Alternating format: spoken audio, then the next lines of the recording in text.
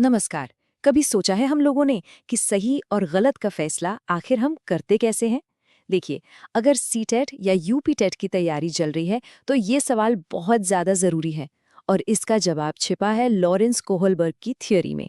तो आज ये हैं हिंस और इनकी दुनिया में ना एक बहुत बड़ा तूफान आने वाला है। इनकी पत्नी मौत और जिंदगी के बीच झूल रही हैं और हिंस को एक ऐसा फैसला लेना है जो शायद उनकी पूरी जिंदगी बदल कर रख देगा। एक ऐसा फैसला जो हम में से कोई भी शायद ही कभी लेना चाहेगा।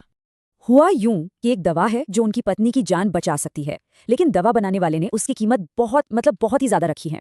हेंज ने सबसे मदद मांगी, उधार लिया, पर वो सिर्फ आधे ही पैसे जमा कर पाया। उसने केमिस्ट से बहुत मिन्नतें की कि या तो दवा सस्ती दे दो या बाकी पैसे बाद में ले लेना, पर केमिस्ट ने साफ मना कर दिया। बोला नहीं, दवा मैंने बनाई है और मैं इससे पैसा कमाऊंगा। तो अब सवाल आता है, क्या हेंज को वो दवा चुरानी चाहिए? सोचिए जरा, हाँ या ना। पर जानते हैं मजे की बात क्या है? कोहलबर्ग के लिए ना आपका हाँ मायने रखता है और ना ही आपका ना। उनके लिए जो असल में मायने रखता है वो है क्यों। जी हाँ, आपके जवाब के पीछे की वजह, आपका तर्क, बस वही सब कुछ है। और बाद में हिंस की इस हालत को मॉरल डिलेमा या नैतिक दुविधा कहते हैं। ये एक ऐसी सिचुएशन है जहां कोई भी रास्ता आसान नहीं होता।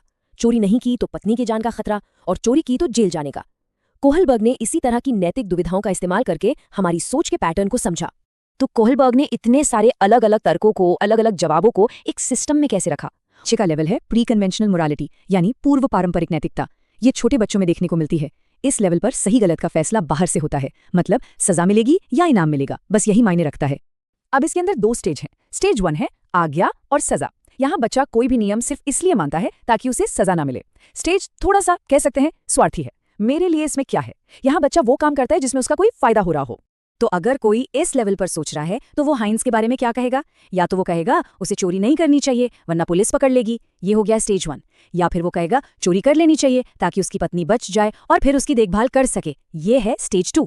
दोनों ही मामलों में सोच का सेंटर खुद का फायदा या नुकसान है। ठीक है, अब आते हैं बीच वाले लेवल पर। यह है कन्वेंशनल मोरालिटी, यानी पारंपरिक नैतिकता।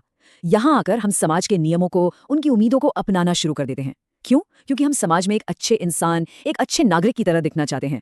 इसके भी दो स्टेज हैं। स्टेज 3 होता है अच्छा लड़का या अच्छी लड़की बनने की चाह, मतलब सही काम वो है जिससे दूसरे लोग खुश हों, हमारी तारीफ करें। फिर आता है स्टेज 4, जहां सोच और बड़ी हो जाती है।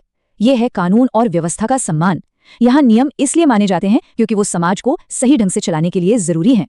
तो इस लेवल पर सोचने वाला शायद कहेगा हेंस को चोरी करनी चाहिए क्योंकि एक अच्छे पति का फर्ज है अपनी पत्नी को बचाना। यह है स्टेज 3 की सोच। या फिर वो इसका ठीक उल्टा भी कह सकता है, उसे चोरी बिल्कुल नहीं करनी चाहिए क्योंकि चोरी करना कानून के खिलाफ है और समाज में व्यवस्था बनाए रखना सबसे जरूरी है। ये हो गई स्टेज 4 की सोच। और अब हम पहुंचते हैं सबसे ऊंचे लेवल पर, पोस्ट कन्वेंशनल मोरालिटी या उत्तर पारंपरिक नैतिकता। कोलबर्ग का मानना था कि दुनिया में बहुत ही कम लोग सोच के इस स्तर तक पहुंच पाते हैं। यहाँ इंसान समाज के बनाए नियमों से भी ऊपर उठकर अपने ज़मीर और यूनिवर्सल प्रिंसिपल्स के आधार पर फैसले लेता है। इसके जो आखिरी दो स्टेज हैं वो सबसे ऊंचे हैं।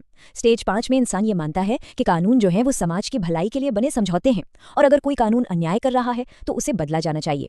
और स्टेज 6, यहाँ इंसान अपने अंदर के नैतिक सिद्धांतों जैसे न्याय, बराबरी, मानवाधिकार के हिसाब से जीता है, भले ही इसके लिए उसे कोई कानून क्यों ना तोड़ना पड़े। तो इस सबसे एडवांस्ड लेवल पर तर्क कैसा होगा? कुछ ऐसा कि हेंज को दवा चुरानी चाहिए क्योंकि एक इंसान की जान बचाने का अधिकार किसी की प्रॉपर्टी के अधिकार से कहीं ज्यादा बड़ा और जरूरी है। यहाँ कानून तो टूट रहा है लेकिन एक बहुत ऊंचे नैतिक सिद्धांत के लिए। लेकिन क्या कोलबर्ग की ये थियरी एकदम परफेक्ट है? नहीं, इसमें एक बहुत बड़ी कमी की तरफ इशारा किया और वो भी उन्हीं के एक स्टूडेंट ने जिनका नाम था कैरल गिलिगन।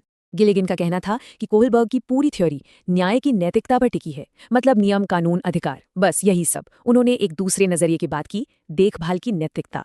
ये नजरिया रिश्तों को, एक दूसरे के प्रति जिम्मेदारी को ज्यादा महत्व देता है।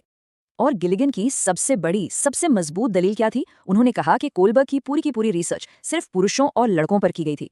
सोचिए जरा, इसका सीधा सीधा मतलब ये हुआ कि उनकी थ्योरी महिलाओं के नैतिक नजरिए को तो बिल्कुल ही नजरअंदाज कर रही थी। एक ऐसा नजरिया जो अक्सर न्यायों और नियमों से ज्यादा देखभाल और रिश्तों को अहमियत देता है। चलिए अब इस सारी जानकारी को एग्जाम के चश्मे से देखते हैं। आखिर ये सारी बातें सीटेट के सवालों को हल करने में कैसे काम आएंगी? अब देखिए, ये टेबल एग्जाम के लिए सबसे काम का टूल है। इसको आप एक तरह की चीट शीट समझ सकते हैं। हर स्टेज को एक आसान से वाक्य में समझाया गया है। बस इसे दिमाग में बिठा लीजिए और एग्जाम में ऑप्शंस को पहचानना बहुत आसान हो जाएगा। चलिए एक असली सीटेट का सवाल हल करके देखते हैं। सवाल है, बच्चे किस स्तर पर ये मानते हैं कि लोगों को समाज की उम्मीदों पर खरा उतरना चाहिए और अच्छे तरीके से व्यवहार करना चाहिए। अब इसमें कीवर्ड्स क्या हैं? समाज की उम्मीदें और अच्छा व्यवहार। ये दोनों बातें सीधे सीधे हमें पारंपरिक स्तर यानी कन्वेंशनल लेवल की तरफ ले जाती हैं। तो सही जवाब हुआ पारंपरिक स्तर। देखिए, कोहलबर्ग को समझना रटना नहीं है,